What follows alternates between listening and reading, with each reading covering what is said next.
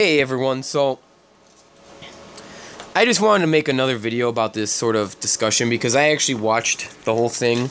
Even though I rewinded a little bit, I watched the whole thing because there was one point where I don't get it. I really don't. But sorry, it's so much because listening to the scum like Cenk, literal scum of the earth, it just makes my head hurt. It really does. Because he actually, you can tell, he's not a shill. He genuinely believes the nonsense that he spews. And it's amazing to me. So let me just address a few things because I never watched the actual full discussion. I call it discussion, I don't call it debate, because in a debate there is a topic and there's an affirmative and there's a negative and there's some sort of time restriction, and you can't just interrupt people over and over again in a public debate. It's very unprofessional, obviously. And I don't know if Duke just isn't the best debater in the world or if he's never seen academic debates before, because I'm not kidding you, hundreds of debates, and I'm not trying to brag or anything. It's one of the things I'm interested in, because I feel like when you both have a similar amount of time to discuss a topic and to present your idea, I feel like that's the best way, or best, yeah, it pretty much is the best way to try to get an understanding of what the truth is, right? If you have people just sitting here talking and getting louder with somebody or interrupting people or digressing every 5 seconds like Cenk does, you can't really establish anything there. You really can't. And I know when you go to academic debates, a large majority of people, their minds aren't changed. But like I said, it's there to show both people's perspectives and their contentions on the topic and to elaborate on it. And I find it amazing that even if I debated David Duke, I would never, ever disrespect him to the level that Cenk did. Every time David Duke brought something up, Cenk would literally throw his hands up in the air like a little child, laugh, or put his head down, or just shake his head over and over again. That is so childish and pathetic. But then again, look at the people that Cenk represent. They're the most dense, vacuous, pathetic group of people out there who literally rely on violence to express themselves. That's how pathetic his followers are.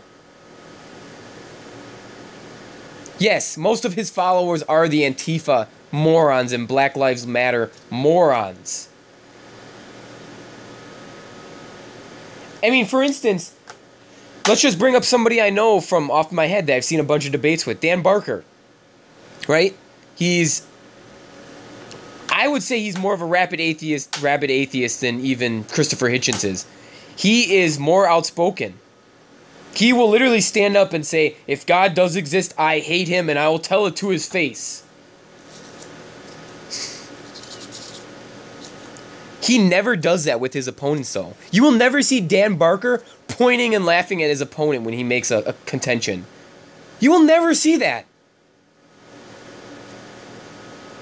You'll never see him interrupt his opponents and go, whoa, whoa, whoa, whoa, that's just nonsense. Why are you saying that?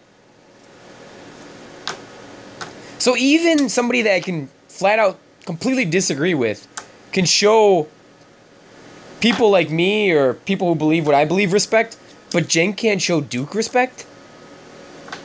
What a joke. But anyways, let's get into the actual intricacies of the so-called discussion. So David Duke brought up his normal thing, his normal contention that the Jews are massively overrepresented in Hollywood, banking, virtually everything, academia, which is true. All of it's true. And even Jews out there admit it, that it's true. And Cenk wants to say that the Catholics are overrepresented. Really? That's ridiculous. Comparing Catholics to Jews? First off, Catholicism isn't a quote-unquote ethnicity. It's not technically an ethnicity. The Jews claim that they are. So even if they don't believe in the faith, they're united by the fact that they're a Jew. That's why you see atheists and liberals and right-wing Jews getting along fine over in Israel. They'll debate all day about politics and about socialism and about all these other things.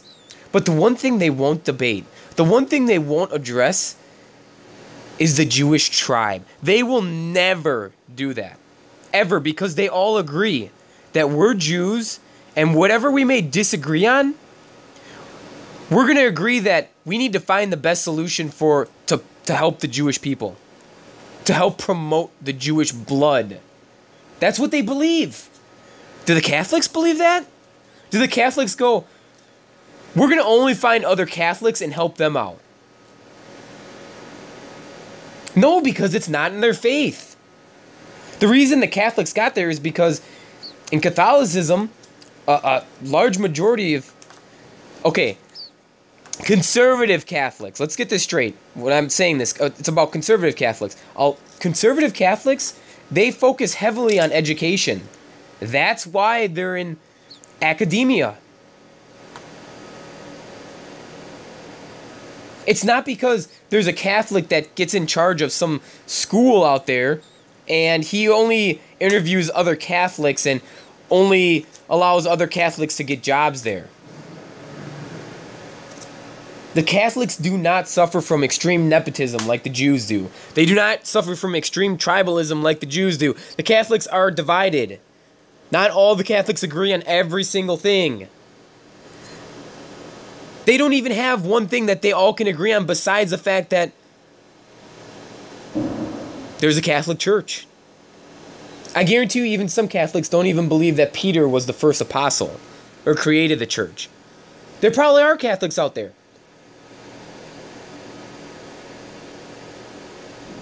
But nowhere do you ever see a Jew come out and say, you know what? I'm sick and tired of my Jewish brothers giving jobs to other Jews because they don't deserve it. And even though I'm a Jew and I want to stand for my people, I feel like people out there who deserve the job, deserve the title, position, should get that position, regardless of who they are, where they come from. You never see that out there. Because they're just trying to help a fellow Jew out. They don't even see anything wrong with that. So comparing these two, Catholicism and Judaism, it doesn't even make sense logically. Because they're not the same thing. One's an ethnicity, one's a religion. Or they call themselves an ethnicity, right? Think about it. You're not, once you're born into a Catholic family, if you decide to leave, you're no longer a Catholic. If you're born a Jew, you're always going to be a Jew. According to them. So, I just want to end it here. Kind of want to end my diatribe. It's just, I don't understand why David Duke didn't bring up that point.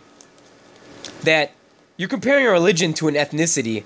Obviously, in an ethnic group, they're going to favor their own ethnic group before anyone else. Even if they don't look alike, as long as they're a Jew, it doesn't matter. You're a Jew, even with red hair, brown hair, it doesn't matter. You're a Jew still. I'm going to help you before I help anyone else. That's the definition of nepotism and tribalism, and you can go on and on. Bigotry. But yeah, I just wanted to address that because when I watched this from front to back, it just, after a while, it just gets so old. To see people like Cenk, they all use the same tactics too. It's every single one of them. Alex Jones. For all I know, the person who's on Daily Show now does this. Whatever, all of them. They've always done this. Bill O'Reilly, it doesn't matter. They're all pathetic. And their arguments are vacuous in nature. So thank you for all the support, even though, you guys got to understand this. the people out there who are white nationalists who watch my videos, I'm not out here to single you out. I'm out here to talk about things that I believe and address anybody who I disagree with. It doesn't matter. The reason why I address white nationalists more than anyone else is because they're the largest group that seems to be awoken to the Jewish problem. So therefore, I want to get everybody on the same page. But, like I said, obviously people are going to disagree with me. So, anyways, thank you guys for all the support. Take it easy.